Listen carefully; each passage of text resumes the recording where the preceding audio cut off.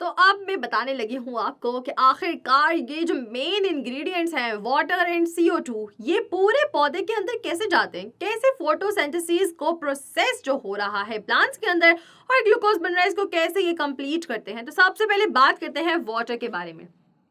Intake of water कैसे होता है।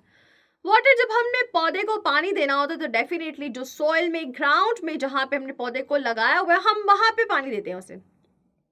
एग्री करते हैं ना आप, वही हम पानी देते हैं हम उसको। लेकिन मैं ऐसी हूँ कि मैं कभी पौधे को पानी दे रही हूँ तो मैं ऊपर भी देती हूँ कि सारे वो गीले हो जाए और वो फिर वो प्यारा सा जो कलर होता है जो फैसिनेट करता है हमें रिफ्रेश करता है वो कलर भी देख सके। तो basically soil is the main portion या मेन पार्ट जहाँ पे हम पानी उसको देते हैं।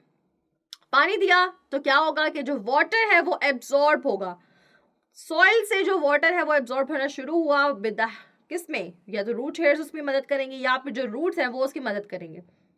अब डेफिनेटली डायरेक्टली या इनडायरेक्टली किसी भी तरीके से जो पानी है वो कहाँ तक पहुंच गया, वो पौधे तक पहुंच गया। अब रूट्स के अंदर जाइलम वेसल्स प्रेजेंट होती हैं, मतलब प्लांट्स के भी अपने ही सेल्स हैं। ये जाइलम वेसल्स क्या करती हैं, अब पानी की पूरे प्लांट्स में या जो लीव तक जो ट्रांसपोर्टेशन हो रही है उसमें मदद करती है।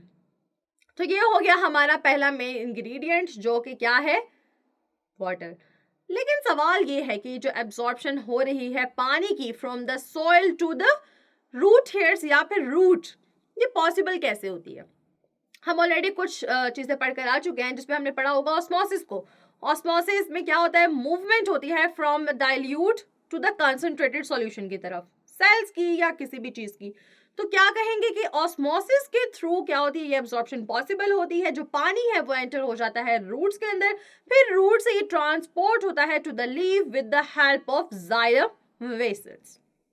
ये हो गया इनटेक ऑफ वाटर। अब बात करते हैं इनटेक ऑफ कार्बन डाइऑक्साइड जो कि हमारा दूसरा रॉ मटेरियल है या मेन इंग्रेडिएंट है।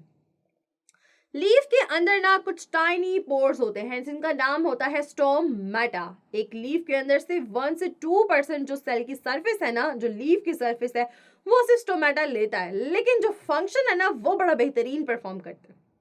मतलब यहाँ हम ये कह सकते हैं छोटा नाम बड़ा काम।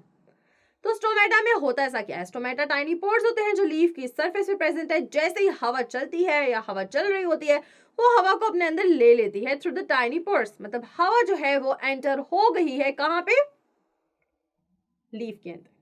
अब लीफ के अंदर जब ये एयर चली जाएगी ये जाएगी एयर सैक्स की तरफ जो कि मेसोफिल सेल्स के इर्द गिर्द मौजूद है।